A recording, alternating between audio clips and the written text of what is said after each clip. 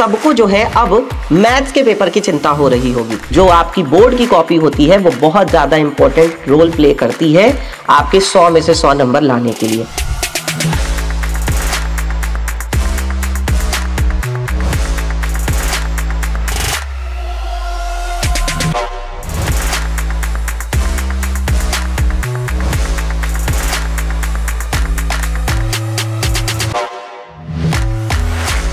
Hello प्यारे बच्चों, कैसे हैं आप सभी। उम्मीद करता हूं कि आप सभी बच्चे बहुत अच्छे होंगे और सबको जो है अब मैथ्स के पेपर की चिंता हो रही होगी। तो कैसे आएंगे 100 में से 100 नंबर। इसके लिए प्यारे बच्चों सबसे ज्यादा इंपॉर्टेंट है आपकी बोर्ड की कॉपी, यानी आपने अपनी बोर्ड की कॉपी में लिखा कैसे है। इसके लिए प्यारे बच्चों जो आपकी बोर्ड की कॉपी होती है वो बहुत ज़्यादा इंपॉर्टेंट रोल प्ले करती है आपके 100 में से 100 नंबर लाने के लिए। तो अब मैं आपको कुछ इंपॉर्टेंट बातें बताने जा रहा हूं जो आपको लिखते टाइम जो है ध्यान रखनी होंगी, ताकि आपके जो है कहीं पे भी नंबर ना कटें और आपको पूरे 100 में से 100 नंबर मिल जाए। तो ध्यान से एक एक बात को लिख लीजिएगा और अपने दिमाग में बैठा लीजिएगा। अब देखिए बच्चों, आपके पास जो है एक ब्लैक पेन, 2 ब्लू पेन और एक जो है आपको क्या करना है, स्केच पेन लेना है जो कि ब्लैक होगा। तो ब्लैक स्केच पेन लेना है आपको, एक पेंसिल, एक स्केल और एक रबर और एक आपके पास कटर यानी कि शार्पनर। ये सारी चीजें आपके पास होनी चाहिए मैथ्स का पेपर देने के लिए। इसके अलावा एक चीज और है जो है हमारा प्रकार। तो बेटा आपको अपना जो कंपास है यानी कि जो आपका प्रकार है वो भी आपके पास होना चाहिए।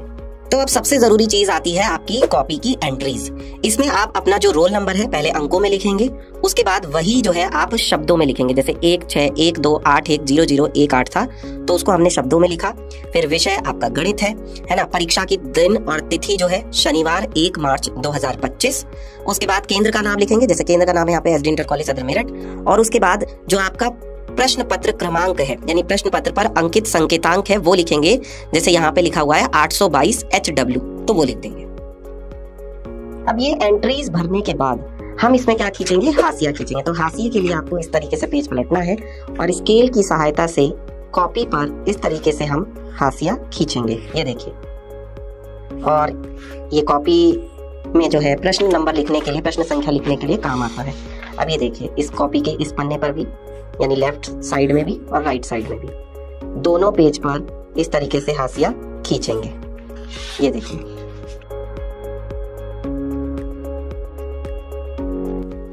और इस तरीके से आगे भी दोनों साइड में, ये देखिए इधर भी और इधर भी दोनों तरफ इस प्रकार से हाशिया खींचेंगे। अब जो आपको ये क्वेश्चन पेपर मिलेगा तो इस क्वेश्चन पेपर पे अपना यहाँ पर रोल नंबर और नाम ये दोनों लिख देंगे। ठीक है, इसके बाद फिर अब हम प्रश्नों को हल करना शुरू करेंगे। तो हम देख सकते हैं कि पहला प्रश्न यहीं पर दिया गया है ना। अब इसके लिए हमें क्या करना है, हमें पहले बहुविकल्पीय प्रश्न दिए जाते हैं। तो बहुविकल्पीय प्रश्नों के जो आंसर हैं यानी जो उत्तर हैं वो हमें OMR शीट पर भरने होंगे। अब बहुविकल्पीय प्रश्नों का उत्तर भरने के लिए आपको क्या करना होगा, जैसे पहले प्रश्न का पहला प्रश्न हमें यहाँ पे दिया है लसा 12 और 21 का 84 है, तो मसा 12 और 21 का क्या होगा। तो मसा जो है 12 और 21 का वो हो जाएगा 3, यानी कि पहले का जो आंसर है हमारे पास वो है ऑप्शन नंबर ए। तो हम क्या करेंगे, हम अपनी OMR शीट में पहले का जो ए है इस ए को काले पेन से, ध्यान रहे काले पेन से हम यहाँ पर गोला भरेंगे पूरा अच्छे से। ये देखिए इस प्रकार से काले पेन से ऑप्शन नंबर ए का है ना, पहले प्रश्न का ए ऑप्शन जो है उसको अच्छे से गोला इस प्रकार से भर देंगे। अब इसके बाद जैसे दूसरा प्रश्न है कि एक थैले में, एक बक्से में 6 नीले, 4 सफेद और 8 लाल कंचे हैं। यदि इस कंचे में से एक कंचा या निकाला जाता है तो इसके नीले रंग के होने की प्रायिकता। नीले कंचे 6 हैं तो 6 बटे कितना हो जाएगा टोटल, 6 4 10 और 8 18, यानी कि 6 बटे 18 मतलब 1 बटे 3 आ जाएगा। तो ऑप्शन नंबर सी आया। प्रश्न नंबर 2 का आंसर आया है 1 बटे 3, तो 1 बटे 3 यानी कि ऑप्शन नंबर सी। तो दूसरे का बेटा ऑप्शन नंबर सी सही है। तो सी को इस प्रकार से अच्छे से गोला भरेंगे है ना। गोला जो है वो भरते समय ध्यान रहे कि वो उसकी जो बाउंड्री है उससे बाहर ना जाए। एक तरह से वृत्त है ना, तो उसको अच्छे से काला करना है और ये इससे बाहर भी ना जाए और ऐसा भी ना हो कि वो खाली रह जाए। तो खूब अच्छे से गोला भर देंगे इस प्रकार से।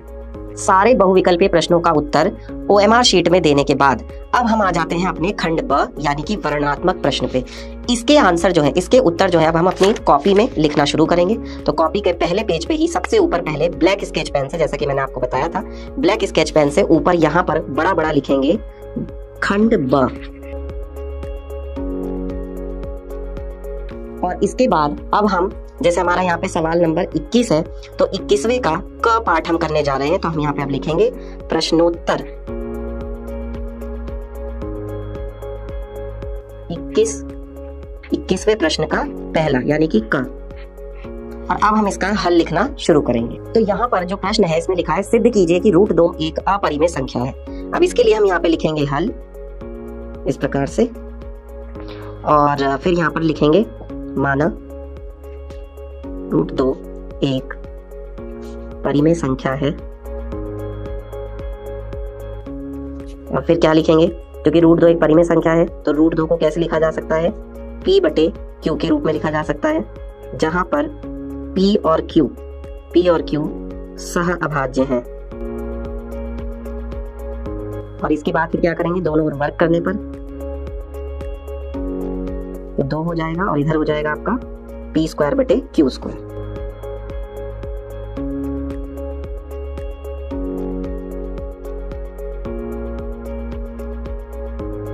अब सबसे पहले इसका हमने केंद्र दिखाया और उसके बाद फिर एक दिखाएंगे इसकी जो है वृत्त की कोई जीवा। तो ये हमने इसकी जो है एक जीवा बना दी यहाँ पर, ये हो गई वृत्त की जीवा। और यहाँ फिर त्रिज्या मिला देते हैं, ये हो गई त्रिज्या, और इधर से इधर मिला देते हैं त्रिज्या।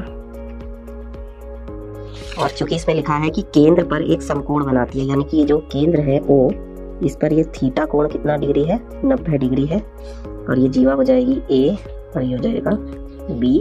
और हमें बताना है लघु वृत्तखंड का क्षेत्रफल। तो लघु वृत्तखंड ये नीचे वाला होगा, तो इसलिए इसको हम स्केल से छायांकित करके इस प्रकार से दिखा देंगे। ये वाला, ये देखिए इस तरीके से ऐसे, और ये हमारा डायग्राम बन गया।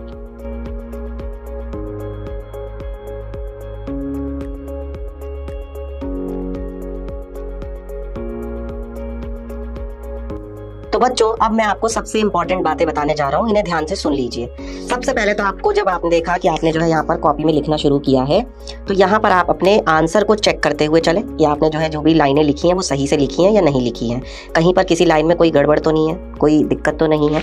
इसके बाद जो है जहाँ पर आपका एक प्रश्न खत्म होता है, जैसे यहाँ पर आपका ये प्रश्न खत्म हो गया था पहले वाला, तो यहाँ पर आप इस तरीके से एक लाइन खींच देंगे। इस लाइन को खींचने का मतलब ये कि आपने सेपरेट कर दिया, ये प्रश्न अलग है और यहाँ से फिर एक अगला प्रश्न शुरू हो चुका है 21 का ख। तो अब ये आपने यहाँ पर LHS लिखा, इसको हल करना शुरू किया, और देखिए यहाँ पे मैंने आपको हल लिख करके दिखाया कि आपको सिर्फ हल लिखना है। अच्छा, कुछ प्रश्न हमारे पास ऐसे भी होते हैं जिनमें हमें इंपॉर्टेंट फॉर्मूला जो होता है या सर्वसमीका होती है वो हमें दिखाना होता है। जैसे कि यहाँ पर आप देख सकते हैं कि हमने sin² a + cos² a बराबर एक सर्वसमीका का प्रयोग किया है, या हमने a² - b² बराबर a + b गुणा a - b सर्वसमीका का प्रयोग किया है। तो ये सर्वसमीका हमने यहाँ पर लगाई है, इसलिए हमने यहाँ पर लिखा है, और ये लिखना बहुत जरूरी है, इसके भी मार्क्स दिए जाते हैं। इसके बाद जब हमारा ये सॉल्व हो जाता है, सिद्ध हो जाता है, तो इसको ऐसे एक बॉक्स में बंद कर दें तो ये अच्छा लगता है देखने में। उसके बाद यहाँ पर लाइन खींच दें तो ये सेपरेट कर देता है, यानी ये सेपरेशन हो जाता है, अलग अलग हो जाता है। अब जैसे कोई एक प्रश्न आपका ऐसा था यहाँ पर, जैसे 21वां प्रश्न हमारे पास था ग का कि 21 सेंटीमीटर त्रिज्या वाले, तो यानी हमें जो है त्रिज्या दी गई थी कितनी, 21 सेंटीमीटर। तो हमने यहाँ पे त्रिज्या लिखी 21 सेंटीमीटर, और हमें यहाँ पर केंद्र पर समकोण दिया हुआ था, तो इसलिए हमने यहाँ पर थीटा कितना दिया, लिखा 90 डिग्री। तो ये चीजें हमें दी हुई थी, तो जो दिया हुआ है वो हम यहाँ पर लिखेंगे और उसके बाद फिर इसको आगे हल करेंगे। अच्छा, इस प्रश्न में हमें डायग्राम भी बनाना था, तो देखिए हमने यहाँ पर डायग्राम भी बनाया है। पेंसिल और प्रकार की सहायता से ये डायग्राम जरूर बनाएं, अच्छे से बनाएं, और जो भी लेबलिंग है बेटा वो लेबलिंग जरूर दिखाएं। जैसे कि ये जीवा AB हो गई, ये त्रिज्या R हो गई, ये केंद्र हो गया, 90 डिग्री का कोण हो गया।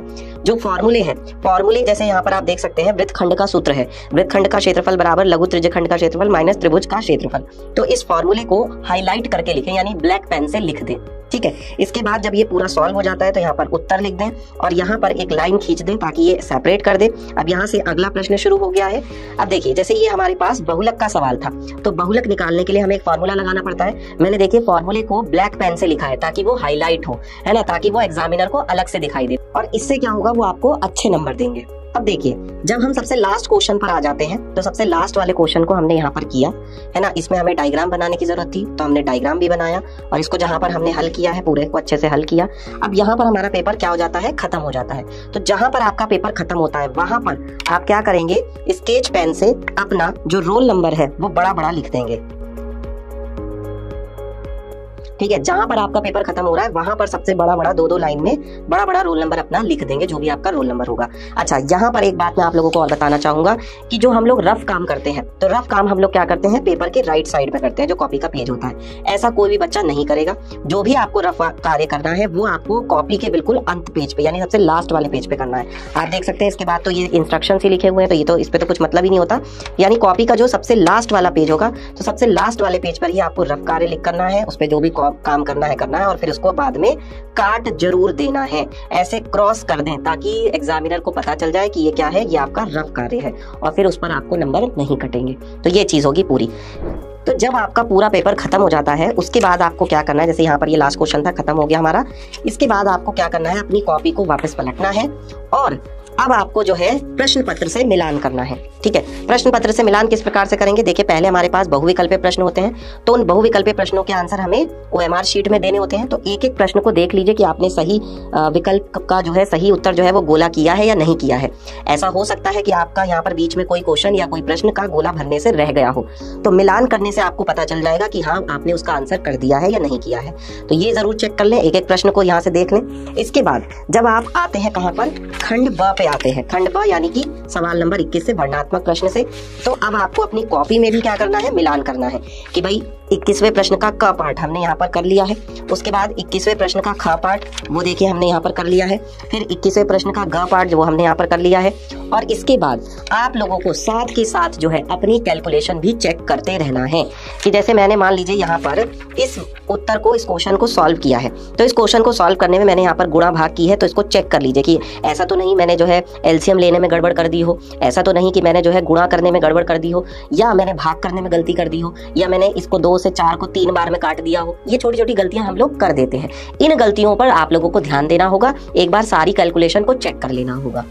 तो बच्चों, जितनी सारी बातें मैंने बताई हैं, मैं आपसे उम्मीद करता हूं कि आप उन सारी बातों का ध्यान रखेंगे बोर्ड में लिखते टाइम, और सारी बातों को ध्यान में रखेंगे, अच्छे से लिखेंगे, तो आपके बेटा नंबर भी नहीं कटेंगे। अब आपको कुछ नहीं करना है, अब आपको बस अपनी प्रैक्टिस करनी है। अब आप अपनी तैयारी करिए, और मेरी तरफ से सभी बच्चों को ऑल द बेस्ट।